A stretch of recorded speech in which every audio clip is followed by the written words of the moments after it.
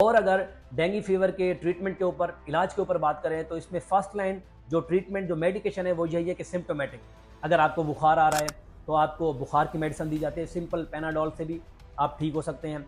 Sir दर्द है तो उसकी गोली दी जाएगी। इसी तरीके से आपको जॉइंट पेन हो रहा है तो आपको सिम्प्टोमेटिक मेडिकेशन दी जाती है। लेकिन अगर ये अलामत इस तरीके से हैं कि आपको शदीद पेट में दर्द हो रहा है, सीवियर हेडेक है और आपका जो फीवर है वो सबसाइड नहीं हो रहा, 104 तक जा रहा है, तब आपको हॉस्पिटलाइज होना पड़ सकता है। और जब आप हॉस्पिटलाइज होंगे तो फिर आपके टेस्ट कराए जाएंगे, वहीं पे जो कंप्लीट ब्लड काउंट है वो करवाया जाता है और आपका जो 24 आवर जो मॉनिटरिंग है प्लेटलेट्स की वो की जाती है।